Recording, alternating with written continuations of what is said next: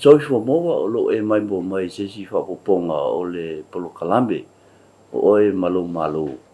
O lo o tu whaatisia e le vaenga o le Savali, whapea le vaenga o le so upu, i lalo o le whaamalmalunga le mtanga luenga o le palmia ma le kapeneta. E whiwhia lava la e whaalawilo atu o lo o whaatasi nei manisi o suisi nia. O le vaenga o Whemalanga Inga le Immigration Division. O lo i lalo fo i o le whaambalmalunga le mtanga luenga le palmia ma le kapeneta. Lo o tatou whaatasi ai le nei tūla. Ia ma team leaders po te taelea. Ia la fionga ia pali i pola akui. O ia leo lo te ita ia po le team leader lea o le vaenga le compliance ma le intau. Ia whapea la fionga ia mai iava. Jacob Pesamino o ia lea o lo taita ia le team leader o le vaenga o le operations. Ma lo le se fua e lua fionga pa whtai le whaavno mai o le lua taimi. Ja, ma lo se fua nei. Tātou tau whaiwha mālo. Tātou tau whaiwha mālo le anga leo le tua. Aua nei lao lao le lei tātou te whaasoa e fwoi. Tūlanga lo iai ngā luenga fwoi lei tu o le tovine. Vea fwoi newa noa e o fwalofa ma whaatalofa atu e fwoi.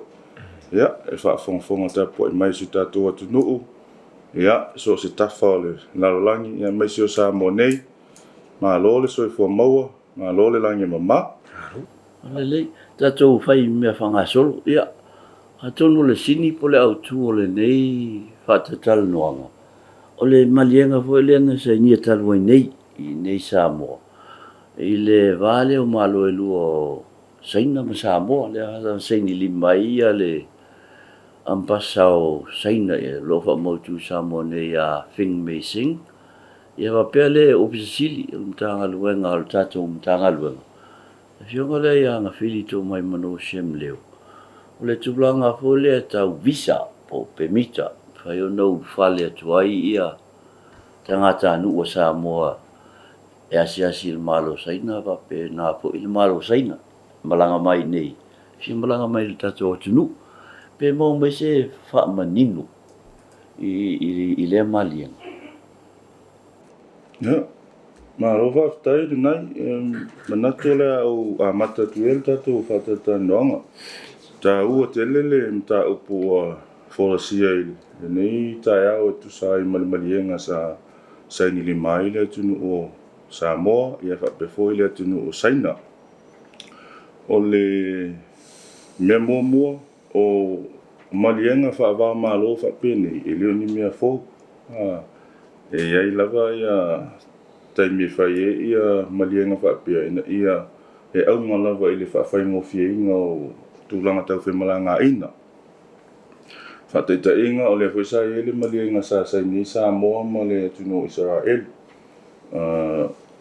Which is o se me ele iei mua sa lalo ai tu la fono Samoa le Immigration Act o lo o iei le ia vanoa e malanga mai tangata sisi mai i tonu se tatou tunu as visitors mo le period taivos fulwaso tangata anu o tunu o malava e au fiei foi masaina ia ai mo tatou ia e ia tunu o mfai on tatou ulfale ia no manivisa ate te inga o tunu o Pasifika Fiti Tonga ia ai fo ia tunu e te tau ona apalai mo mono visa fatua e malanga mo sa te inga le tau te ia nei malanga i New Zealand malanga i Australia e te malanga fo i America e te tau ona approve pe te lia lau tau sanga mo fatua fai ona e malanga o le tūlanga fo na le sa i tātou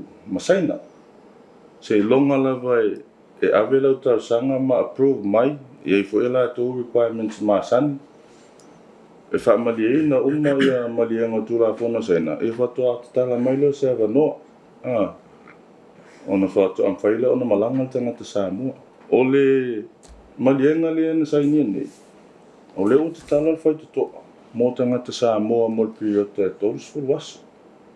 E te le toe apalai i so visa po o so permita te ulfale i saina.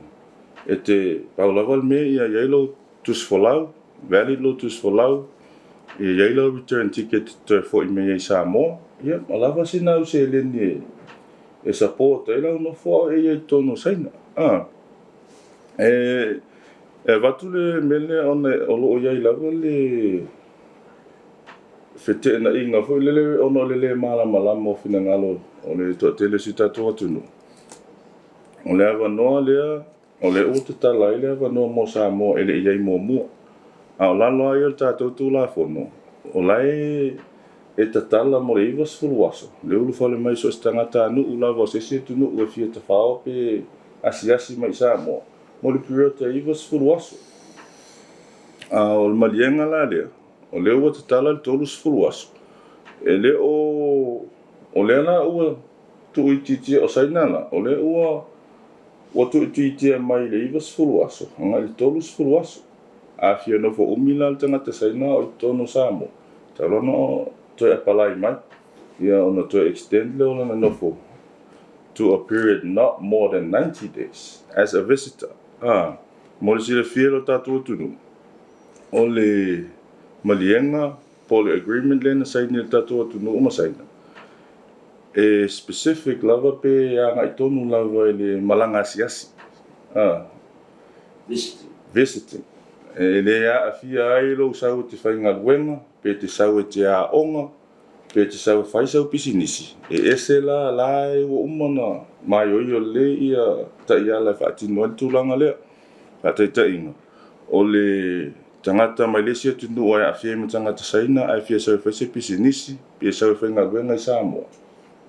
O lai ngā lua whaatasel tato ofisa, ia man ofisa le leipa. Ina i leilo i longa tau sang whapena. La ia ta ia lo le tangata malanga mai mo le mafuanga le na.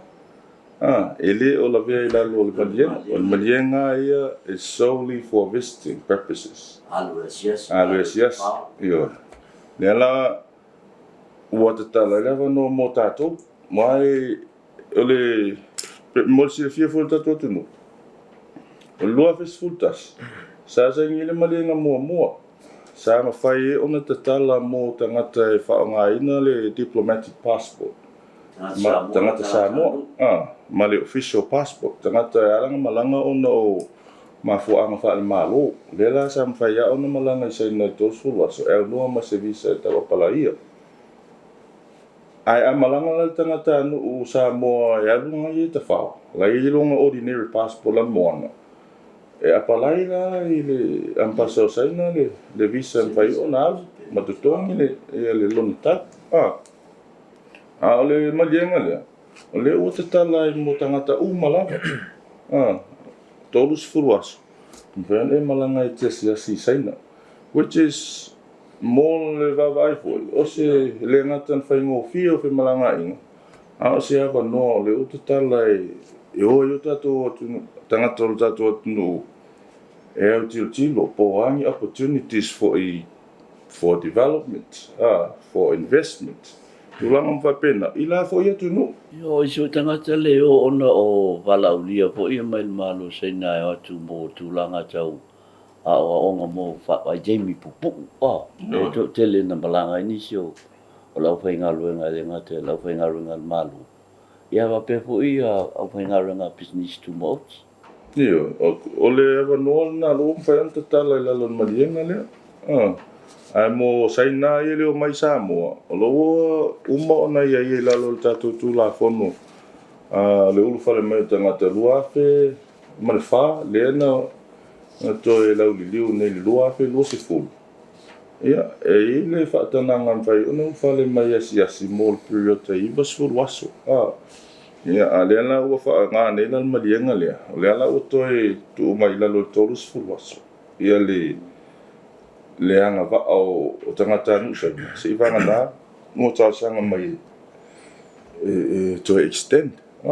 Ai tā ua o le tuutuunga ia valid lau tusfulau. Ma ia iei sau se leni, ma iei fui lau ticket e te toi fo iei sain.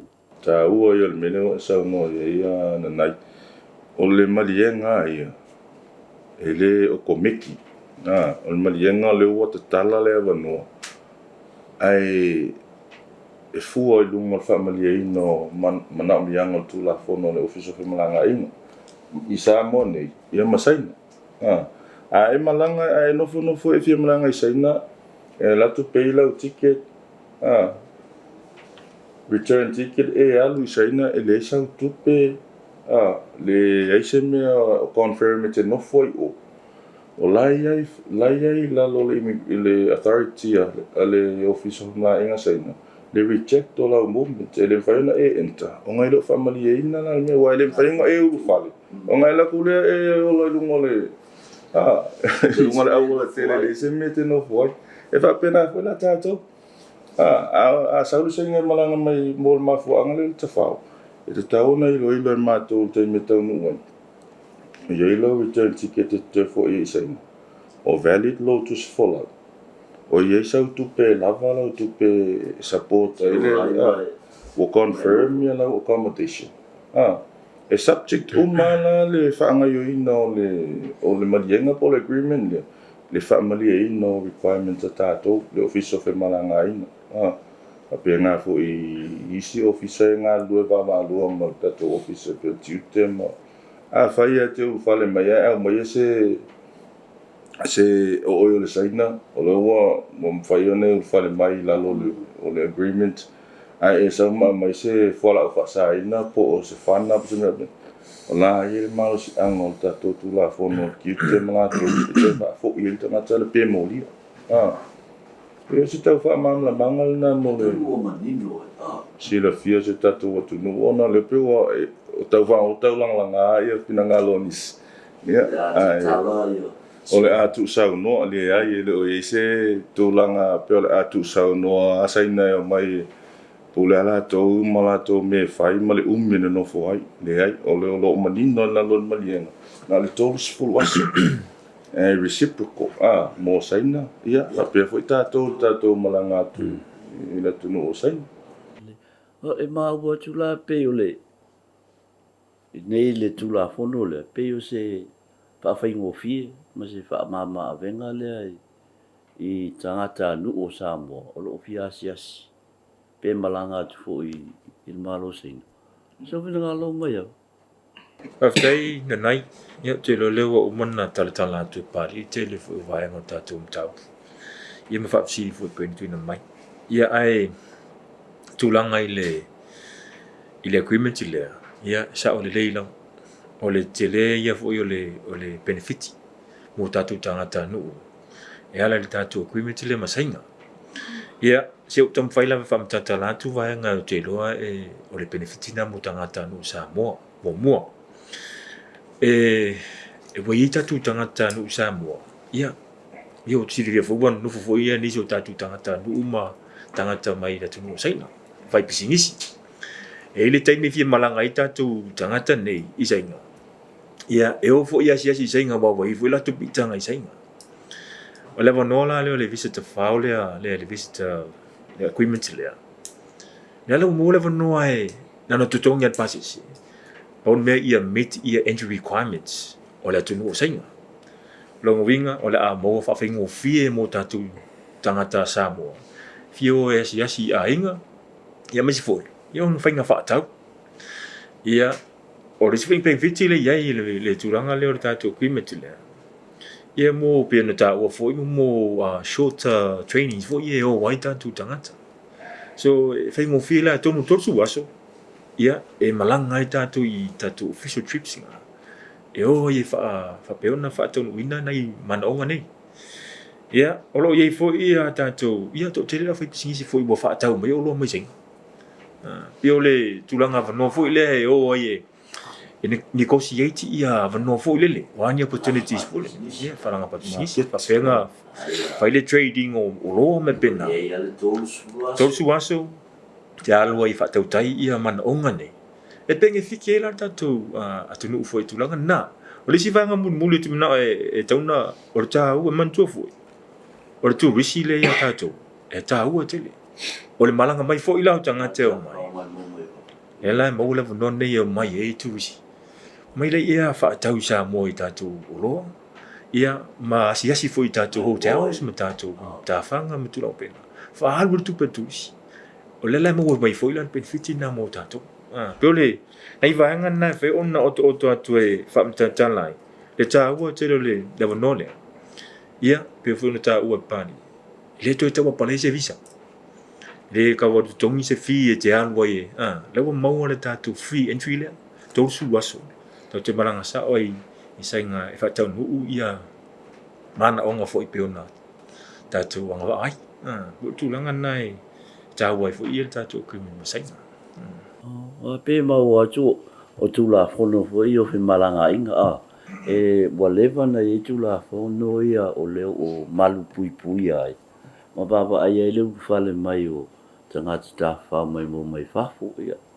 a tonu o mo manino ai le ta up ne te o ye se sim ta up pa o i lunga le tulanga le tau i le malienga le o sai ni nei ya after na no to fa popola va vai sa ta no wo le sfo sta tu fa ta no ta sile mo ta fa ye tu pito ta to officer nga le lu va lu ai montiute va pe fo i le par security o le mal pulpui o ta to tua o fa va malo le la ya na tonu na va i ta to tu la fo no le u fa le me tanga ta lu a fe lu se fo e an tau fa mam la ma tu le temi mo fa o le tu la fo no le u fa le me tanga ta o lo ta la le va no mo asi singa i so tanga ta la va so se tu no a fie me tanga ta sai mo le u mi i va sfo waso ai le o kometia ku se e subject o malava i le family no tato i tato requirements tu sala po le o le agreement le o le ai we have the right to reject the entry no ia le malus anga fa tu la fono in contact fa pe le ai le mfaione u fa mai sa mo tu fa fo i le ta o mas anga na in contact fa fo i tanga tele i lungo le va lele ma tu fo i ai o tu o mena amata me fenga malang so i tu lango sanga le mu ele se no pole le o le mta fa yo ton la val na o fa tin no da to officer nga lu va lu mai si por agencies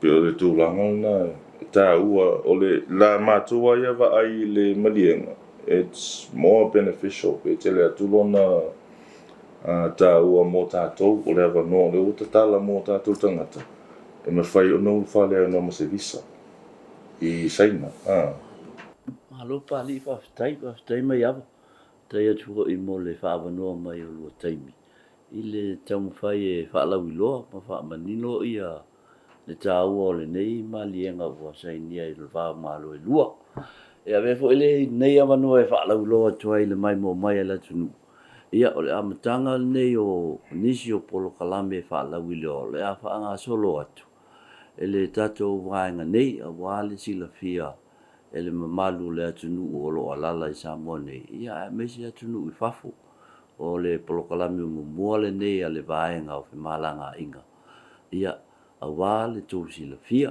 a ia nisi mita upu e fia silingi e tulanga le tau fe malanga inga o lo awa noa le tatou ofisa i tula whai ngā luenga mai le asunga fua e tau le asfareile. I le iwa le tae au, lima le fiafi pe whasau tai mei telefoni. Lua o, lua i vatasi, po le lua o, lua i lua. Ai mo le teiminei, whasau i fua ia.